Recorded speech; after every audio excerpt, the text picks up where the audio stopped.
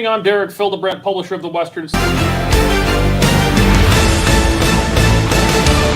Good evening, I'm Derek Fildebrandt, publisher of the Western Standard. Today is March 30th, 2022, and you're watching The Pipeline.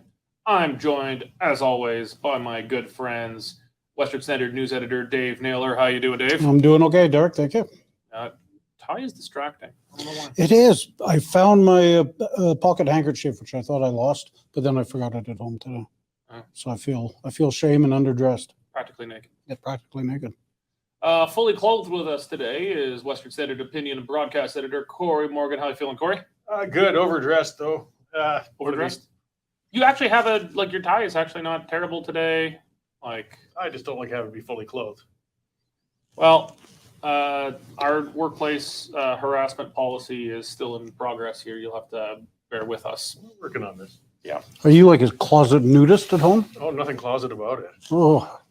He's a chicken farmer. He walks around his chicken pen. I know he strangled all the chickens this I week. choked my chickens. You choked your chickens you choked your chicken on the weekend. That was what I did. Yes, 8. You And wouldn't think I could choke 8 in one weekend at this age, but it's still possible. Cory Morgan. the Saturday night chicken massacre. His pecker well at work. So yes, I'm out of the chicken farming business and on to beekeeping, which I'll report on as I come back with the stings. So but that's why you got to wear clothes out there, because you don't want to get sting. I'd like to see you beekeeping naked. I don't want to see it, but I'd like to hear it. I'm not that advanced yet. We'll work on to it. But if I do get to that point, I'm certain we'll have video. Well, we're off to a great PG family-friendly start today. We've got some interesting topics on the docket for today. Ottawa's radical new emissions plan for the Western energy industry, massive cuts, well and beyond the already crazy plans they've already had, pipeline bans, tanker bans, carbon taxes. It's not enough.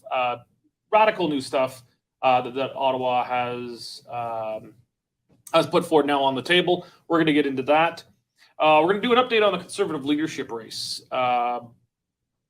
Everyone and their uncle is in the race, but it's still kind of strangely, I don't want to say it's boring because I want you guys to watch and listen, but it seems to have hit kind of a lull right now. But we're going to talk about where the race is at, and what are some of the key policies the candidates have been putting forward.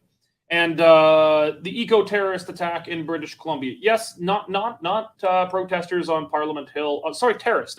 Those are terrorists, insurgents. But the peaceful protesters wielding machetes and throwing firebombs in British Columbia, no charges. No charges there. We're going to talk about why that might be. Before we get going, though, of course, we have to note our one of my favorite sponsors, Bitcoin Well. Bitcoin Well is a founding sponsor of the Western Standard. They have, these guys have been building their operations. They've got Bitcoin ATMs right across Canada. They've built one of the biggest Bitcoin networks in North America, making digital currencies easy and accessible for people on a daily basis. It's not, one of the big disadvantages of the Bitcoin for much of its history so far has been that, well, it's not accessible. How are you going to easily deposit cash into it? How are you going to take cash out of it? Bitcoin addresses that. They've got ATMs across the country. If you're a small business owner, you need to talk to Bitcoin about their Bitcoin savings plan. I wrote about this. I did a bit of just a little profile, but what we do with it as a small business here. Instead of matching RSP contributions, the Western Standard for our employees, our reporters, our support staff, we match up to 2% of their salary every month in a Bitcoin savings plan. So, Dave takes 2% of his salary and says, I'm putting it into Bitcoin. The Western Standard matches that as sort of both an employee retention program, so Dave doesn't leave us, but also helping to incentivize your employees to save. This is something that every company should be looking at. It's smart and it's easy. It was much easier than I expected to. They even brought people into our office here to give a bit of a tutorial for some of the staff who are less up on what Bitcoin is and how a Bitcoin savings program works. Okay. Before we get going, of course, I want to thank all our Western Standard members. Without you, we couldn't do any of what we're doing right now. If you're not yet a member of the Western Standard, go to westernstandardonline.com/membership. You can sign up. It's just $10 a month or $99 a year. You're going to love it. It's huge. Swear to God. Okay, so let's get into it. Ottawa's big new radical plan to cut production of the Western energy industry. Sorry, they say emissions, but we know what that means. That means cutting Alberta and Saskatchewan and interior BC's energy production. Dave, tell us about what Ottawa's doing here. Well, don't forget, this comes from Stephen Guilbeault, who was once jailed for his radical environmental protests. So it's out there, that's for sure. They want emissions cut to 40% of 2005 levels in only 8 years by 2030. And they're looking for 75% of methane emissions cut.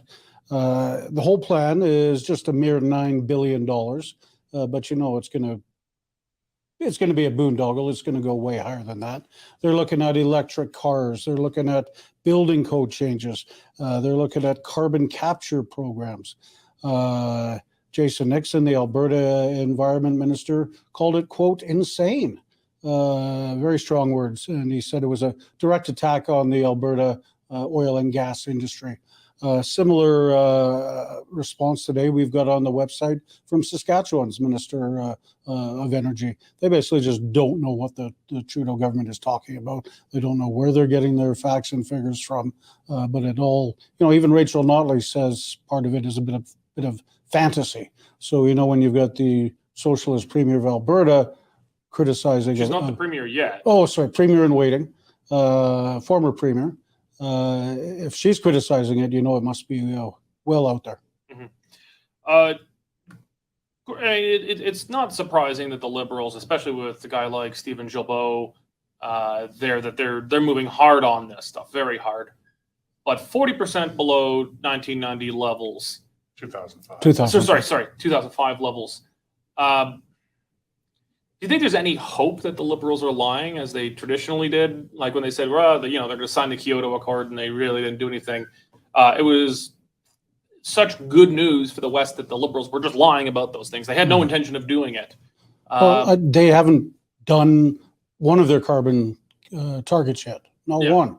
So that's good. I'm glad they're lying to us. I'm not sure they're phrasing it like, okay, let's go lie to them, but they're setting targets that are you can't achieve them. So my question is, Cory, do you think they actually mean to hit this target, or is this just what you would call a reach goal? This is aspirational. I think it depends on which Liberal you're talking about.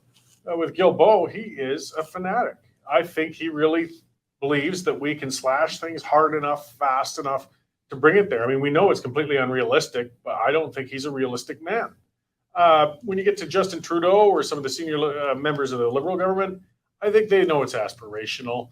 But even then, if they even got it to 20% of the 2005 levels, it would be economically catastrophic. I mean, the amount of slowdown we would have to do to meet those targets, even half of those targets, would be a disaster. So it signals that they still are more than willing to stir our entire economy with a stick to try and bring these emissions under control when they can. Dave, you said the price tag on this was $9 billion. Yeah. Actually, let's take it at face value. The government will spend $9 billion. But did they have any projections on the economic cost of this? Like what this will cost industry, what this will cost in lost jobs, lost tax revenue from what this will do to the industry and the economy? Not that I've seen, Derek. It's just pie in the sky ideas from them at this point. I'm sure there's some smarter brains than ours that are trying to figure all that out now. Parliamentary Budget Office and those type of people. But as Cory says, it'll decimate Alberta's energy industry without a doubt, and Saskatchewan's. So let's talk, Cory, about sort of the hard left reaction to this. If we don't call Trudeau hard left, which I mean, I suppose they still officially call themselves progressive centrists, but I don't think that really means anything.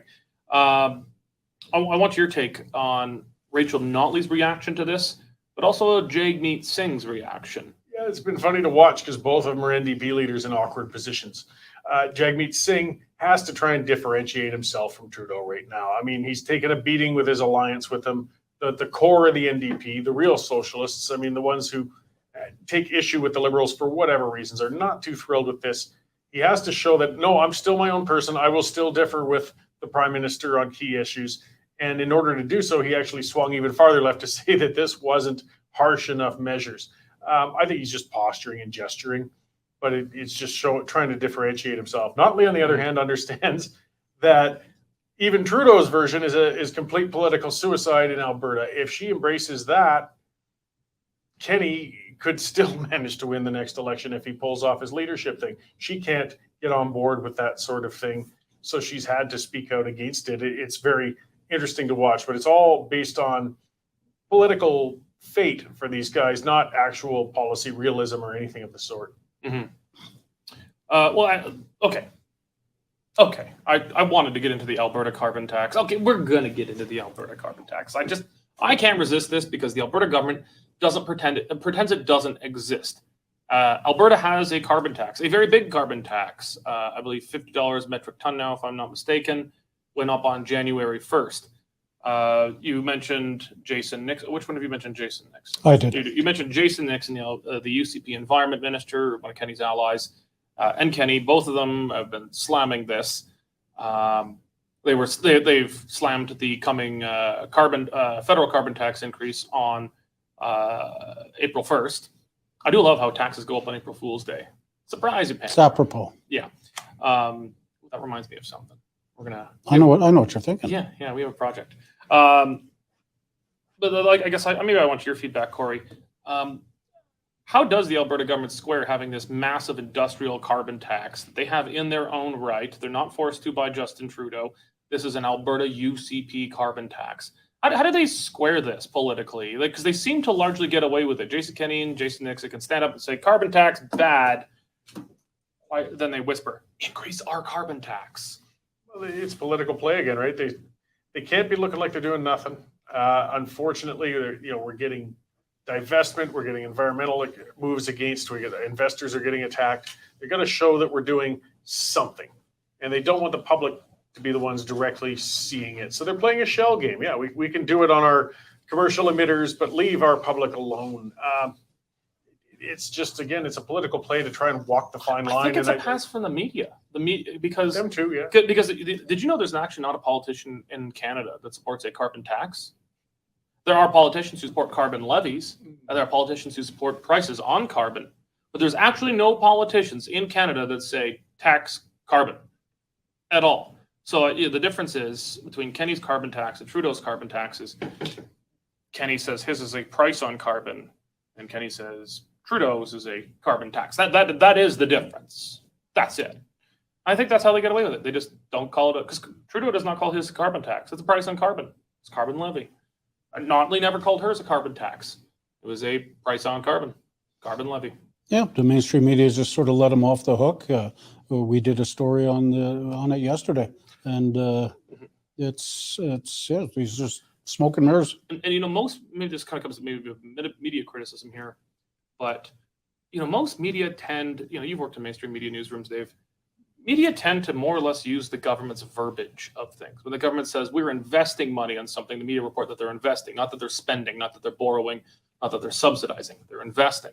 And when the government says this is a levy or a price on carbon, the media tend to repeat that. So when the Alberta government just says it, like we had the other day, one of our reporters, new reporter, I won't mention who, but a reporter made an innocent mistake. They reported what the government said and said the government's investing in this.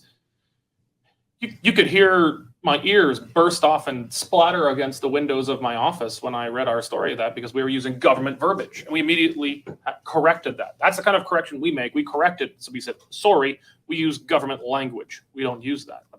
I think that's just kind of standard in most of the media. It is, without a doubt. They use whatever language the government uses. Exactly. Okay. Well, actually, there's more carbon tax talk now. So we're going to go now to the Conservative leadership race.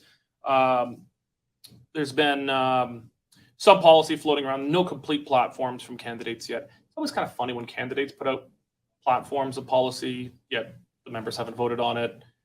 But I think it's kind of expected that the leaders are going to talk about the policies they believe, and maybe it's then appropriate, like a grassroots guarantee, then to put it to the members and let them decide. You can call it a grassroots guarantee.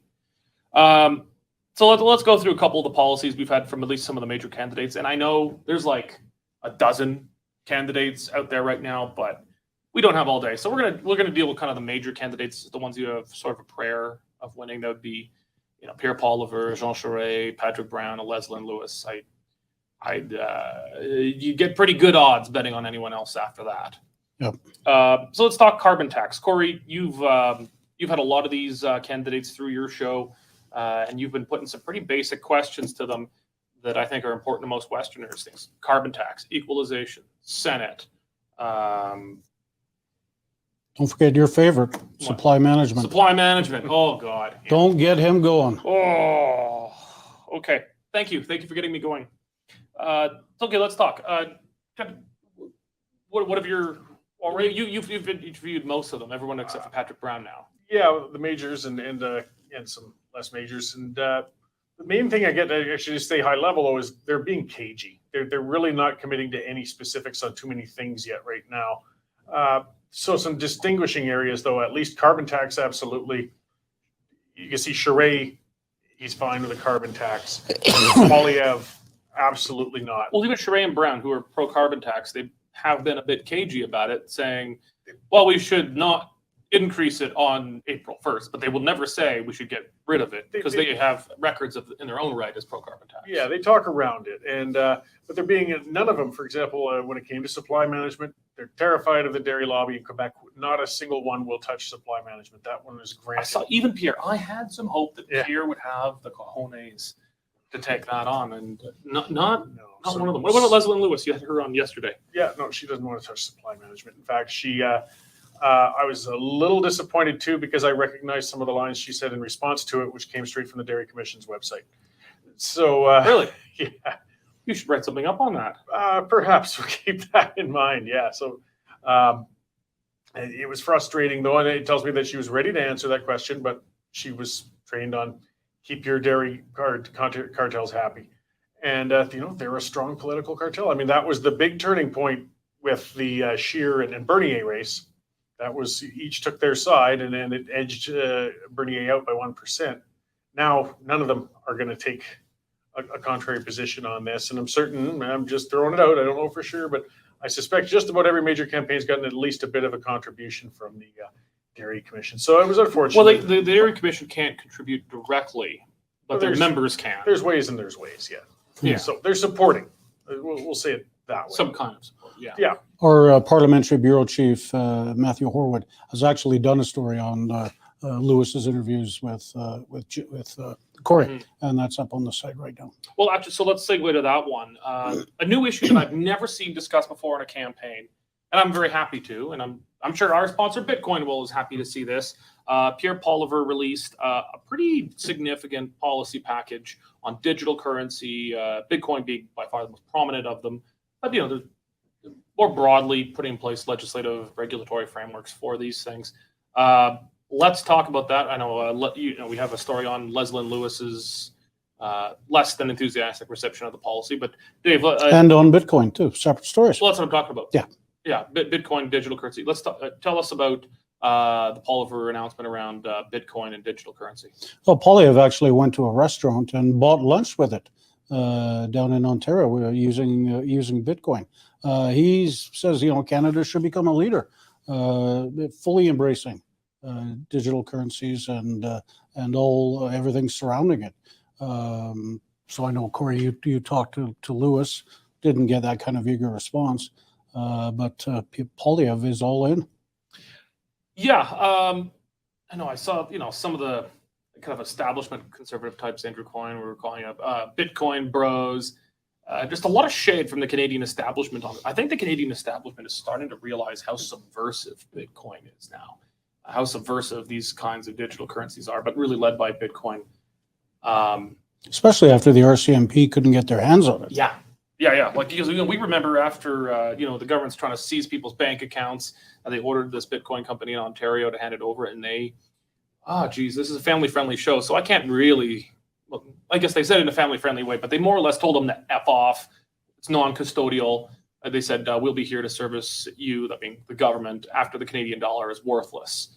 It was the greatest middle finger I've ever seen someone give to government. It was practically a speech that could have been given by a John Galt. Like, it was just amazing.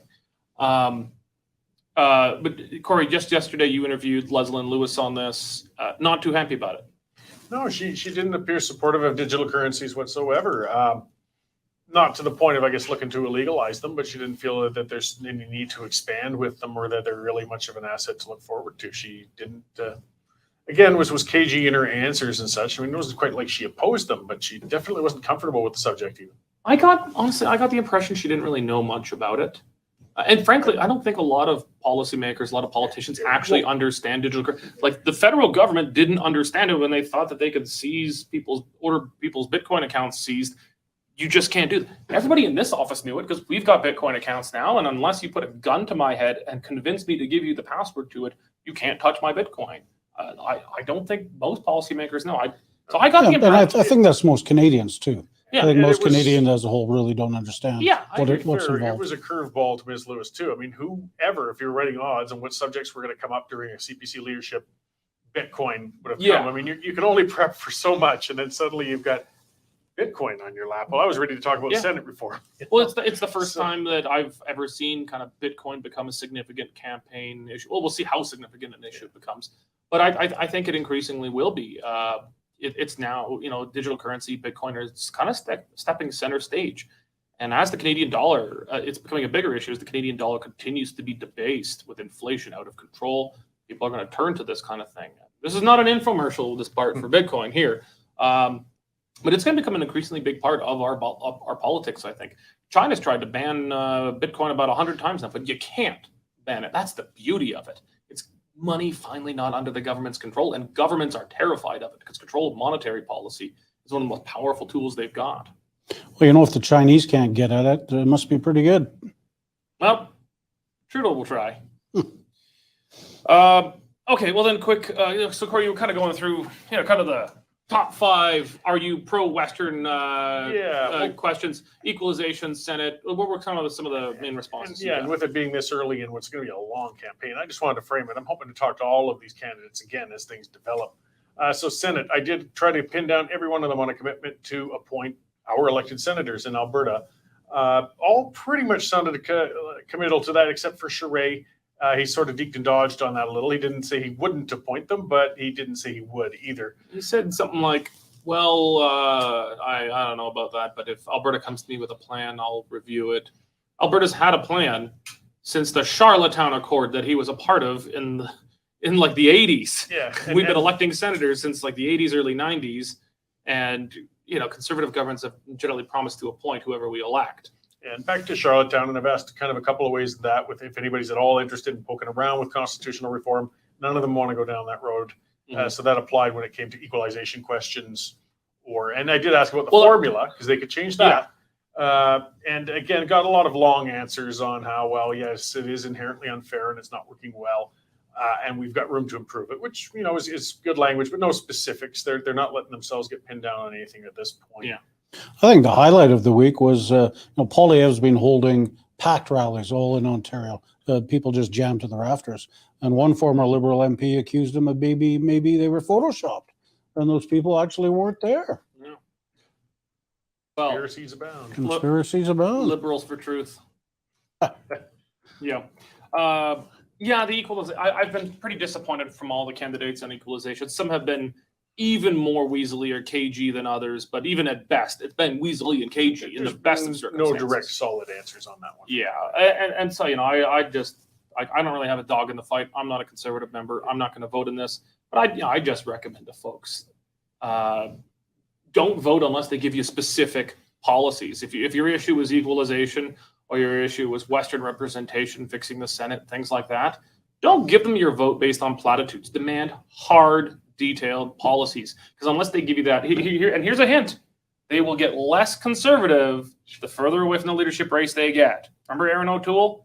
He ran as True Blue, and then he was just as red as a Liberal the next day. And to some extent, that is pretty much anyone ever. They're always running more towards the base when they need that base's vote in a leadership or a nomination, and then they go to the center after. So you need to pin them down on solid policies while they're seeking the leadership. The most solid was out of Dr. Lewis, I guess, in a sense. She did point out that it's too slow to adjust in equalization to changing times. Like it's a 3-year turnover on this thing. So she did say, we're going to speed this up. So it could reflect current economic circumstances rather than those from 3 years ago. So don't forget, we're what, 6 months away from this thing actually happening. The platforms will get bulked up and firmed up. And I won't vote for one anyway because in media, I don't have a political party membership. I'll tell you, I wouldn't vote for any of them, period, unless it's just get rid of equalization. Quit pussyfooting around. I understand, as an Albertan, I want it gone yesterday. As a national leader, you'd probably have to phase it out over a decade or something. And you know what? Frankly, I'd take it. But it's time we don't have any real Western leaders in this debate. You had one guy on from Saskatchewan today. Yeah, he was on today, Joseph. Yes. Joe for leader. Okay. Oh, I'm terrible. I talked to him all afternoon, and he was outspoken. He was very clear on things. Unfortunately, because he is, I kind of demonstrated, not really a really known commodity in political play yet. Chances are really tight for him to actually make a mark in this, but we do never know. I mean, he also laid out that he's going all over Alberta. He's hitting all the small towns. He's got a plan, and he's targeting, and he's going to be like in Lac La Biche and a bunch of places like that. And with a weighted system with members, you never know. He could actually rise more than people would anticipate. And his answers were very clear on things, again, like equalization. And he did say he was receptive to constitutional reform. And supply management? Supply management, he said he'd examine. He was mealy-mouthed. I mean, if you're, I mean, no offense to candidate Joe, but, or Joe for PM, no offense, but like if you've got such a small chance, you may as well put some meat on the bones. Give us some solid policies. Like mealy-mouthed equivocating is for front runners. When you got something to lose. If you're way out in the back, you throw something against the wall and see what sticks. His was the strongest of the bunch, where he said we could examine ways to phase it out because the quotas are an asset to the farmers and so on. He at least acknowledged that's more than any of the others gave. I'll give him credit. It was far more than any others gave. Yeah.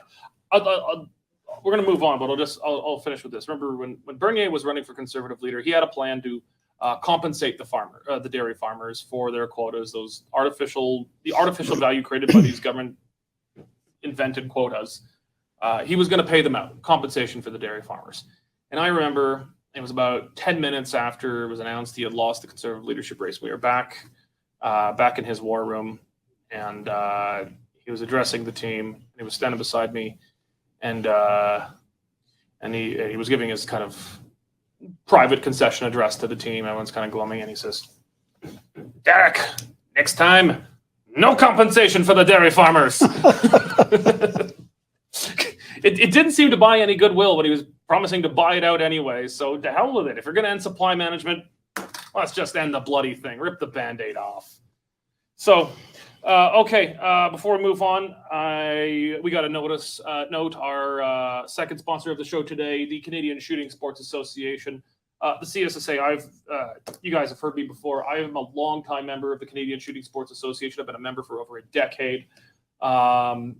They're a fantastic organization right across Canada with a membership from coast to coast that's fighting for your right to own, use, and purchase firearms safely in Canada. They work to craft smart firearms legislation and regulations to help the politicians have some bloody idea what they're doing. Unfortunately, most of the time that doesn't work, and they're out there doing public education because at the end of the day, the politicians are going to follow where the public is. They're going to follow where the voters are. But they also, and things like what we're seeing right now, the CSSA is playing a significant role in the Conservative leadership race, helping move candidates to get them to adopt smart firearms policies. They've had better luck with some candidates than others. I know they've been very critical of Jean Charest. Jean Charest famously still supports the federal Liberal long gun registry, even though the Liberals don't support the Liberal long gun registry anymore. Jean Charest does. Supported its continuation in Quebec in another sort of strange form, and still hasn't backed away from it. But what they're doing a lot to help educate Conservative members on where the candidates stand on different firearms policy. I know that's not the biggest issue for everybody, but it's if I was to vote in this, their positions on firearms, something I would be paying a lot of attention to. My default is more firearms, less legislation. So check them out. Cory, what's their website? CSSA-CILA.org. We need to make a jingle. CSSA-CLI.org. CILA. I keep on thinking it's like Cialis. Can we make it? We need to make make your it. gun rigid. Oh, okay, Cory. You won't forget that now, will you? Okay, harder firearms legislation. There we go. Yeah. Don't you need to erect some beehives? Oh, yes. Okay. And just this is kind of insider, but we've got staff awards we do around Christmas every year, and Cory has an award named for him. I'm not going to explain it here, but there's the Starfish Award, and that's named for Cory Morgan. It's for biggest mess up of the year, and so for Cory, This Cory, show could be it. really we should just call it the Starfish Live. Okay. Okay, we're gonna move on now. The eco-terrorism attack for the coastal Gaslink pipeline. That happened while the whole thing in Ottawa was going on. There was no state of emergency declared in BC where they had a violent coordinated eco-terrorist attack. But a couple of protesters in Ottawa, and everyone loses their minds. No charges placed yet. Dave, give us an update. This was 40 days ago. Our Reed Small, our BC correspondent, did a deep dive into it and did a nice long feature on the weekend. 40 days since this incident happened. No updates from the RCMP. No charges laid. They didn't earn the moniker the silent service for nothing. This is the way the RCMP always operates. They don't give any updates. They don't let the public know what's going on. But the planning of this attack was great. 20 people armed with fire bombs and all sorts of mechanical equipment did millions and millions of dollars worth of damage at this coastal Gaslink site. And they physically attacked, seemingly even tried to kill people. Yeah, well, they set a bus on fire that was full of workers. So you can imagine the terror that they were going through. There were RCMP officers who got close enough to be firebombed. They threw firebombs at the RCMP officers. One suffered injuries, but the RCMP won't even say what injuries he suffered.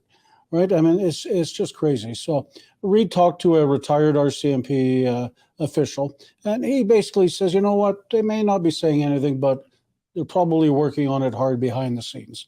They're going after social, basically looking at social media posts and just sort of trying to find out who these guys are using social media posts. But this, it happened in a small town near BC. Was it Houston? I think it was. Yeah.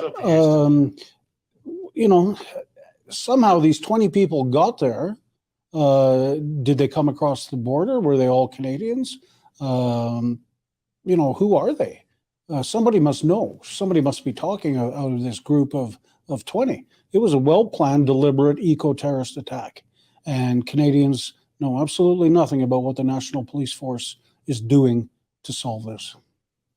Cory, you think this is a priority for the federal government overseeing the RCMP? I would think at least for the RCMP's sake, it's a priority, aside from what their government guidance might be, because the government doesn't seem to care about Western energy infrastructure. But as Dave said, this is extremely serious. And any serious police officer knows, this can escalate. There was a miracle almost that somebody wasn't seriously hurt or killed in that incident. And it's going to happen again if they don't get this under control and somebody's going to get killed. So I think they're taking it seriously, but what are they doing? I mean, we do have to hear about it. We're spending money. How much are you dedicating towards this? Do you have a task force? Do you, have any leads? I mean, I don't expect you guys to give details on undercover operations, but this cone of silence doesn't make people more comfortable. As Dave said, workers must be terrified. You don't know if they're coming again for you or what. I think it leaves the public with the impression that there's one lone constable sitting in the Houston RCMP detachment, searching the internet. That's what the impression that's left. To allow these guards to be armed, because I mean there were guards there who were attacked. They were firebombed and attacked in various ways.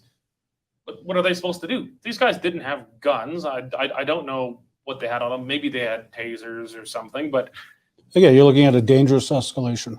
That way, if they've got guns and someone is coming at you with a firearm, they're going to be used. Right? So then you got dead terrorists. Which I mean, if someone's going to be dead, and better a terrorist than an oil worker. Yeah, for sure. These things can certainly spiral. I mean, that's a bad degradation. Oh, no, Dave, that won't work because the guns will be illegal. The terrorists can't get guns. That's right. All they've got is firebombs. Yeah, they can't get guns because the guns would be illegal.